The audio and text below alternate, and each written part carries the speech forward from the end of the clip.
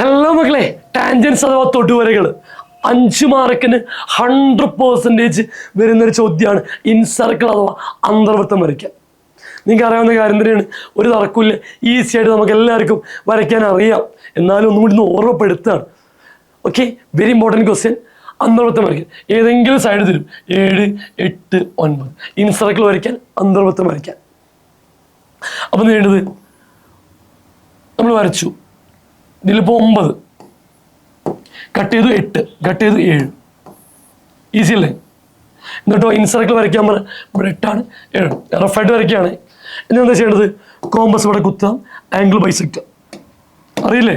ഇവിടെ കുത്ത ചെറിയൊരളവ് ഇവിടെ ഇട്ട് ചെയ്യുക, ഇവിടെ ഇട്ട് ചെയ്യുക, ഇവിടെ വെച്ചിട്ട് ഇങ്ങോട്ട്, ഇവിടെ വെച്ചിട്ട് ഇങ്ങോട്ട്.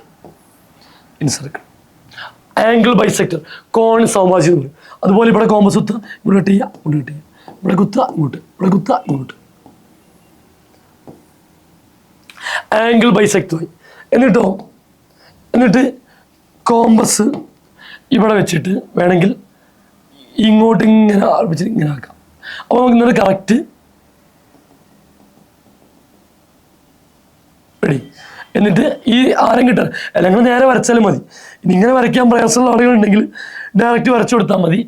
ഇതെന്തിനാണ് വരയ്ക്കണ വെച്ച് കഴിഞ്ഞാൽ, ഇത് നമ്മൾ വരച്ച് ഇവിടെ വെച്ചിട്ട് ഇങ്ങനെ വരച്ച് കഴിഞ്ഞാൽ ഇവിടെ വെച്ചിട്ട് വീണ്ടും ഇങ്ങോട്ടും ഇങ്ങോട്ടും കട്ട് ചെയ്താൽ നേരെ നമ്മൾ ഇതിലേക്ക് വരച്ചത് കറക്റ്റ് റേഡിയസ് കിട്ടി.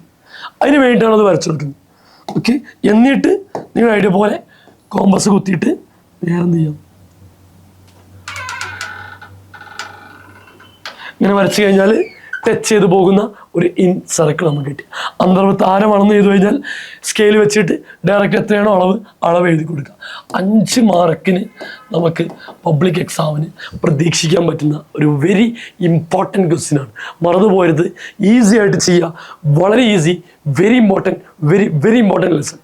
ഓക്കെ, മറ്റൊരു എപ്പിസോഡിൽ മറ്റൊരു സെഷനുമായി കണ്ടുമുട്ടാം. Thank you so much.